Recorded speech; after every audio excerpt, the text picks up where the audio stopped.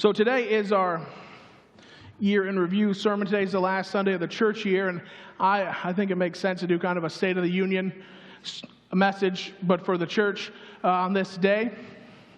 So if you're like a first-time visitor with us today, kind of might be a little bit weird for you, but here's the deal. We're not keeping any secrets about what we're doing. We're happy and excited about what we're doing, so we're just going to share that as a wrap-up and a recap, and come back next Sunday. I promise it'll be Sermon 101, okay? But I have to start with this story. It has nothing to do with anything. I told this story to a few people that I could. They did not receive it as well as I thought they should, so I'm going to share it with you. Friday night, Lisa and I drive over to Steubenville to the Jim Wood Park, which has a splash zone and a playground, splash pad, free. It's awesome. And, the kids are there, and we're partying. As we're getting out of the van, you may be aware there's a Catholic presence in Steubenville. There was a nun in full regalia at the park playing with kids. Awesome thing. I'm not making fun of anybody. I want to make that real clear. I got no problem with what she's wearing. I got no problem with what she's doing. Here's what happened. She's there in the full gear, and Carl says, "Oh, there's a penguin." No joke. There's a penguin. I tell you what, sometimes my life is so sweet. Just, there's a penguin. Oh, there sure is, buddy. There sure is. That's all. That's all. It's so good. I had the self-control to not take a picture of her. It didn't, no, it was fine. I'll tell the story. We don't need photos. We're good. So okay. Now to the report. Let me tell you, right out the gate, our average attendance this year is going to be almost exactly the same as it was 2 years ago. Now that may seem like we're plateaued or we're stagnant, but that is not the case. I want to tell you about God's grace that was poured out on me personally. Somehow, God shielded me last year from the fact that our average attendance last year was actually the lowest recorded attendance for our church in at least 30 years. Really, we didn't have a record before that. Last year was the lowest attendance ever. And God didn't let me notice. He protected me from seeing that, because I would not have handled that well, stress-wise, doubt-wise, all that stuff. I would not have done well. I thought we were doing the right things for the right reasons, and we were getting someplace. And God just said, He put my head there and kept me safe there. And now this year, we're right back where we were with all kinds of great things happening. The right things for the right reasons has paid off because God just kept me focused. Now, so our average attendance this year is going to, depending on how we are today, it's probably going to be 78. And 2 years ago it was 79, and 3 years ago it was 77. So that we're right, obviously right where we were. But here's the thing, those numbers actually, they're a little bit, as a year number, that's just a number, but right now we're heavy because I'm the pastor, we're heavy. But this church year started out, we had 3 months this year where our average was in the 50s, including last June, our average was 52. And so for a quarter of your year to average more than 20 people less than you're averaging now means that now we're averaging much more. Really positive things are happening with our numbers, even though the number is just what it was 2 years ago. That's a good thing. Now, numbers is not our goal. I say that today. I tell you, it's not our focus. Those numbers, however, they indicate people and families who are finding fellowship in this body of believers. In fact, this year, one of the things that they marked down on the charts, I've got to fill out all these reports with the headquarters and stuff, and one of them is new Nazarenes. Those are members who didn't transfer from another church, but became members. They were not a Nazarene before this year. And we have the most new Nazarenes this year we've had since 2006. So that's all. These are positive numbers, but the numbers are people.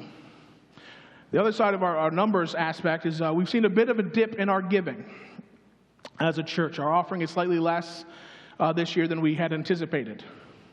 We've investigated some of the causes of that, and we have an understanding of what's going on and where we are, and we've adjusted our budget for next year to be ready for that.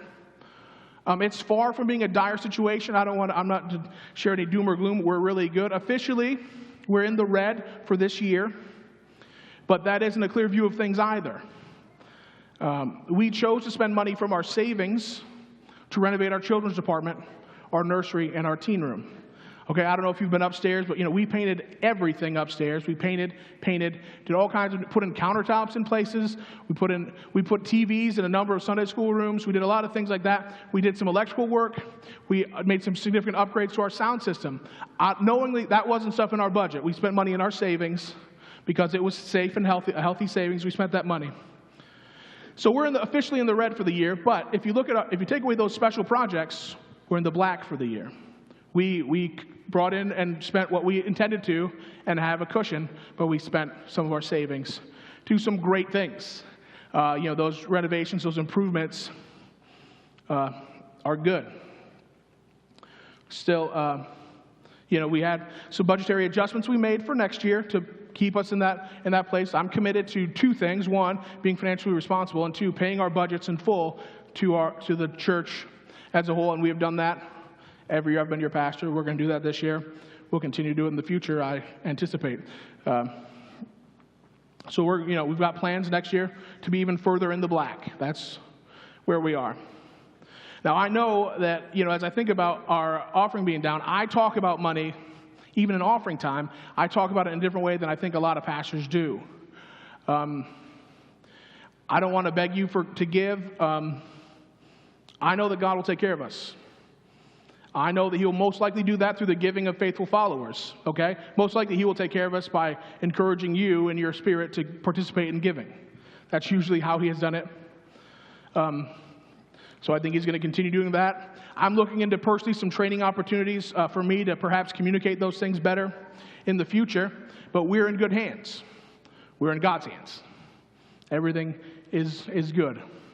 No one is nervous about this. Well, I don't know. As far as I know, no one is nervous about this. I feel comfortable. We're in a good place. But that's what's going on.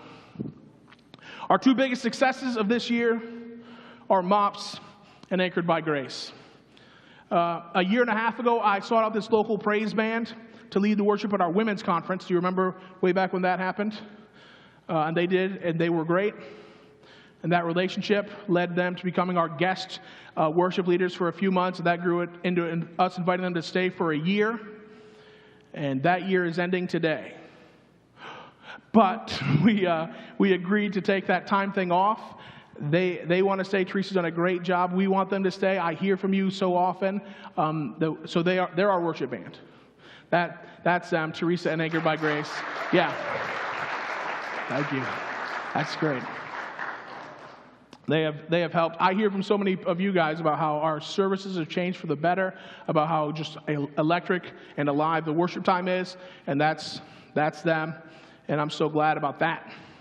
That's been a huge success, a huge improvement. In fact, recently someone, let's see, she's not here today, someone who hadn't come for a while came a few weeks ago, and she said, it is so alive right now. This is completely new. She was talking about me. She said I'd lost some weight, which is a lie. But she said just everything seems so fresh and exciting. And I give a lot of that credit to Anchored by Grace and the fact that God has led them here. So that's a huge success on our year. More than a year and a half ago, we were looking for opportunities and needs in our area that we could fulfill. Does that sound familiar? We kind of are always supposed to be doing that. But we found there were actually dozens of people, maybe hundreds, some reports said, online looking for some sort of ministry for young mothers in the greater Hancock County area. That's different reports said just a lot of people. And that led us to discover MOPS, which is Mothers of Preschoolers. It's an international Christian organization that does just that, just ministers to moms. So we began researching them and seeing what could do to have a MOPS group. And Lisa Alger stepped up to take the lead on that project and is the director of our MOPS group.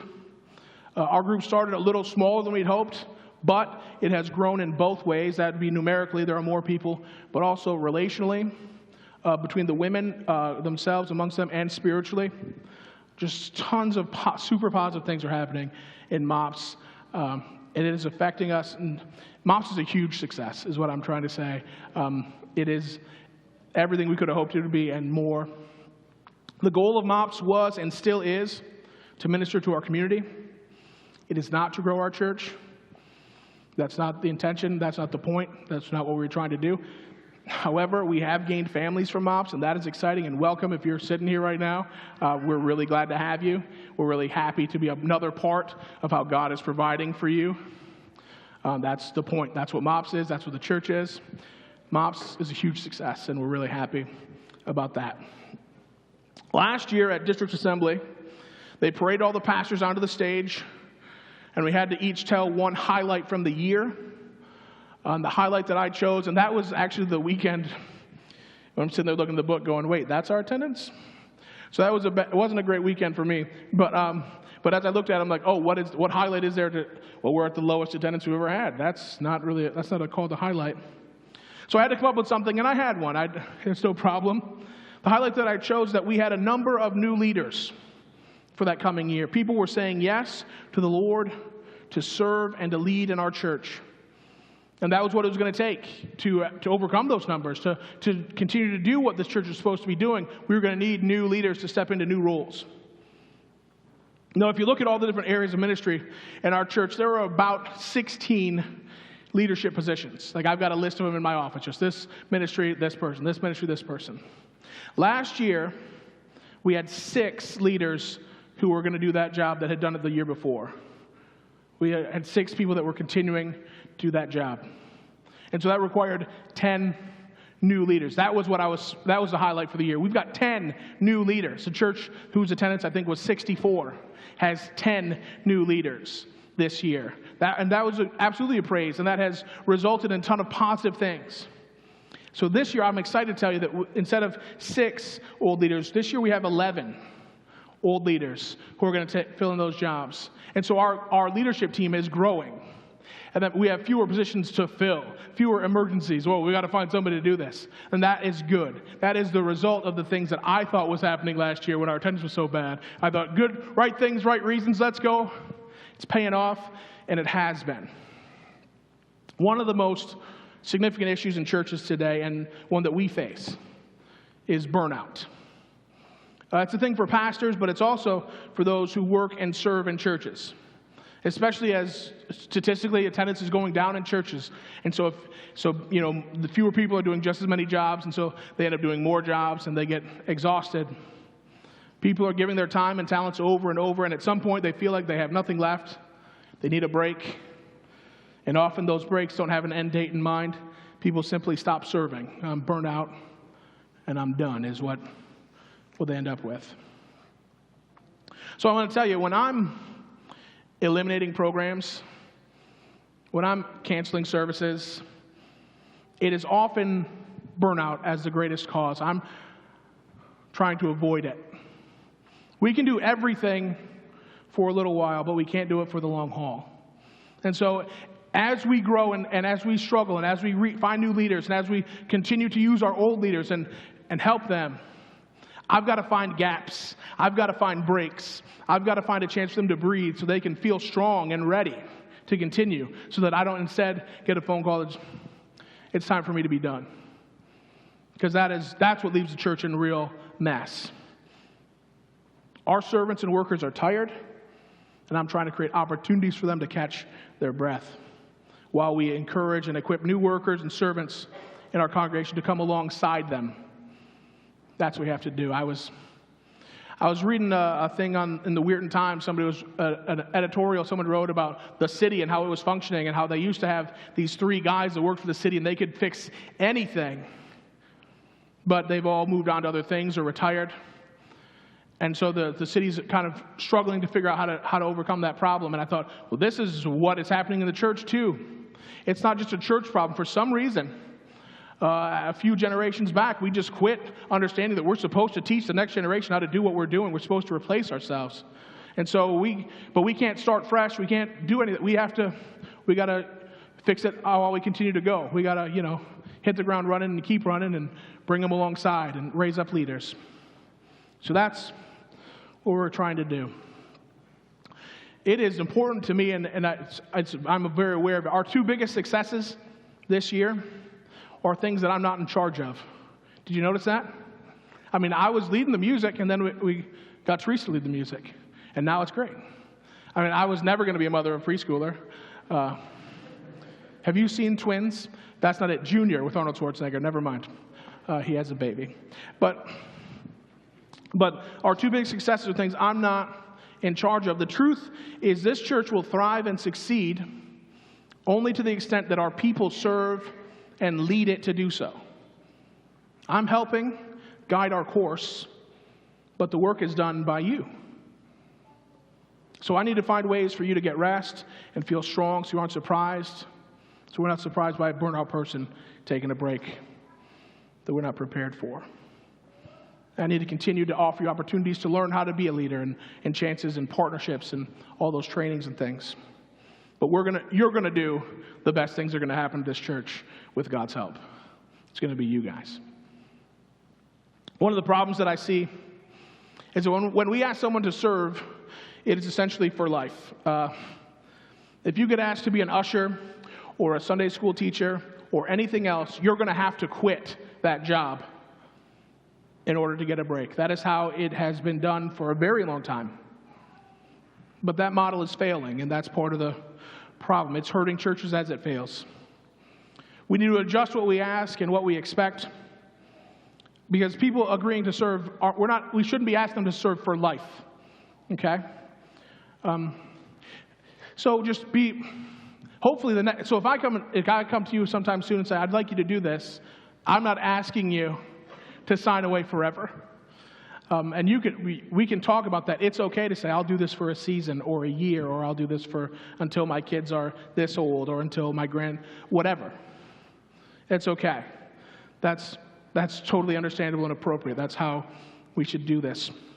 Also, as you serve well, we may ask you to serve somewhere else. You get moved around in ministry, and that's okay.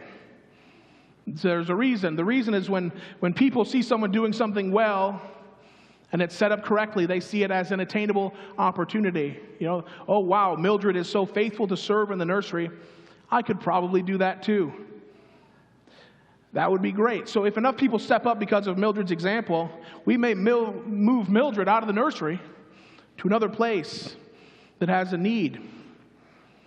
And we ask her to faithfully serve in some other way to hopefully inspire others to fill that need as well. Maybe Mildred is great at bringing people alongside and raising up new leaders, and so she's going to get moved around. If you get moved around in ministry, it's because you're doing a good job. Okay? Because part of a good job is replacing yourself. And so if you get asked to do something else, don't be like, why are they taking this away from me? Don't be upset. Don't think that we don't want you or don't like you or anything else. We are trying to replicate you into a new ministry so you can bless it in a positive way as well. And that's going to keep going. At the end of last year, we gave an all-church survey. How many of you remember that? Had you fill out questions? 11 of you apparently are what constitutes all church, because that's how many of you turned them in. And that's another issue. Don't worry about it. Jerry sees what I'm saying.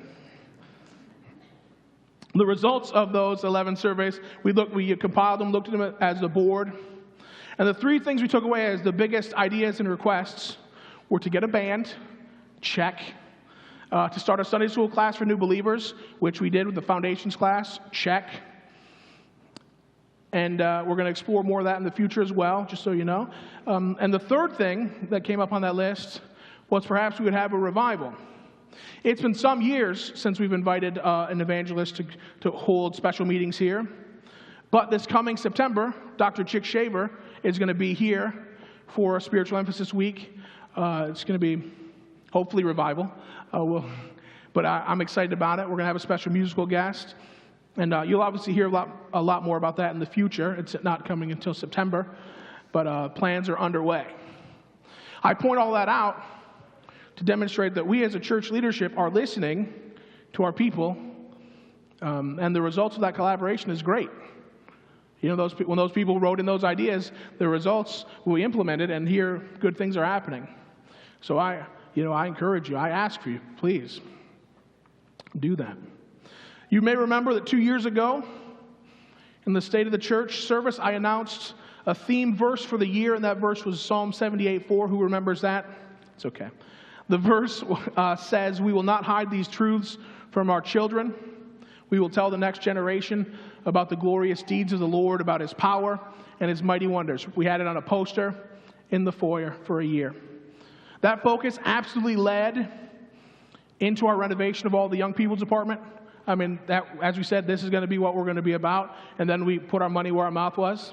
Now, it took more than a year for that to get finished, but the start was in that focus and that theme, and it's paid off. And there are families attending our church today because, and this is a quote, "This is the only church that I could find that had anything for our little ones." That's a quote from somebody that came in our doors and still comes.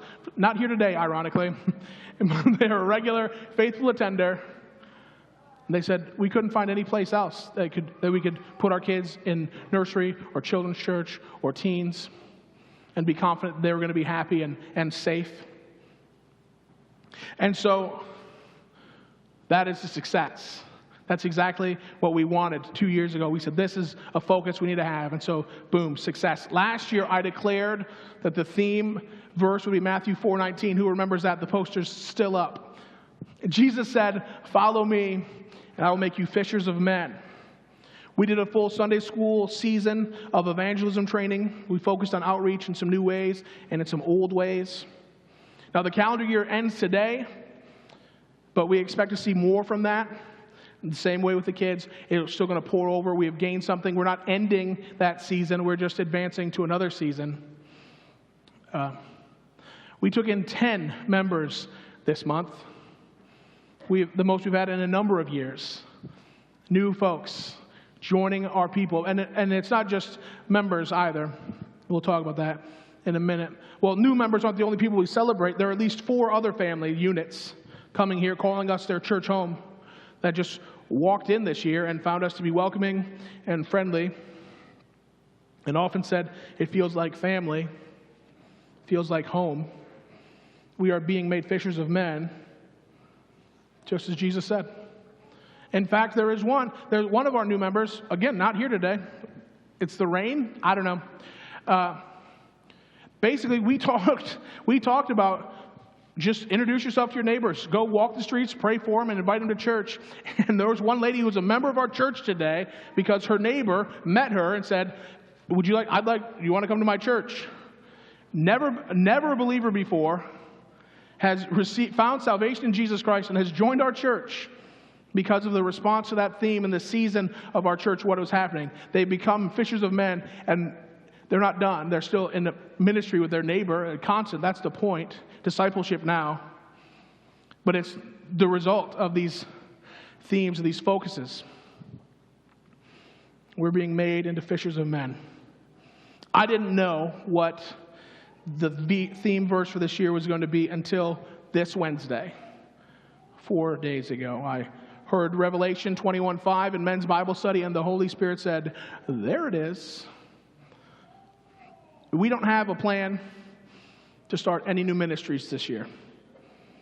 We're continuing to prove what we've got going on and adjust who we are, who we have leading and preparing for new things, but we don't have a clear sense of what is ahead.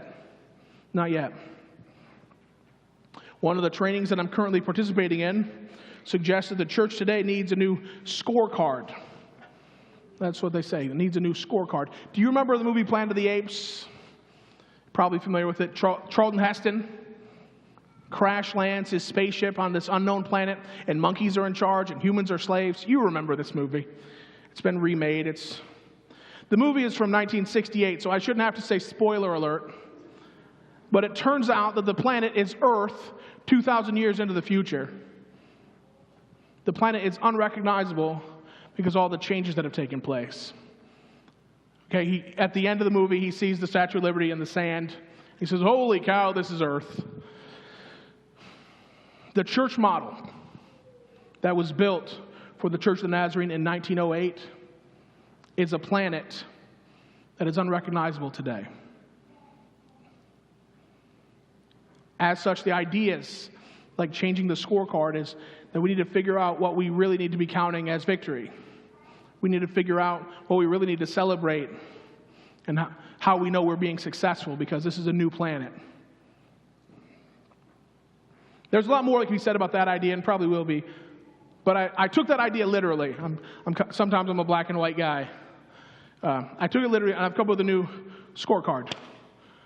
It's called the Kingdom Card, because I'm good with stuff like that. The Kingdom Card. And let me read it to you. Help us keep track of all the kingdom building work that you are doing. We are literally going to keep score. We're going to put these cards in the pew backs. I'll read the rest to you in a minute. And every Sunday, if there's something that you have done that fits in one of these boxes, I want you to put a check mark and drop it in the offering plate. Okay, like I've shared the gospel with a non-believer this week. Boom, 1, or I did it 4 times, whatever it is. I spent this many hours volunteering at this ministry that's not a part of our church. I spent this many hours in prayer this week, because you've heard me preach about it for 8 straight weeks. Prayer is important, and prayer is going to help us do everything we do positive in this church. And so hours in prayer count big time, and we will celebrate them. I prayed for this many prayer requests that were not in my bulletin. I'm finding things to pray about outside of here from other people, and I'm sharing, and I'm taking those things to the Lord. I prayed for this many prayer requests. Or I've been getting trained to do this ministry outside of our church.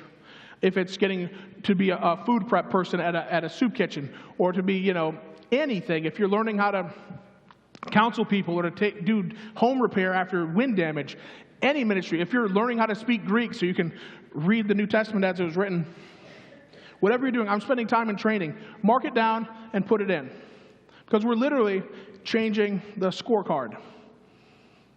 I want to know what the Holy Spirit is giving you passion to pursue. I want to know what opportunities our community is presenting to do ministry. I think this new scorecard is going to help us find those things out. These are going to be in the pew backs. Just boom, drop it in. You don't have to put your name on it unless you think that I need it.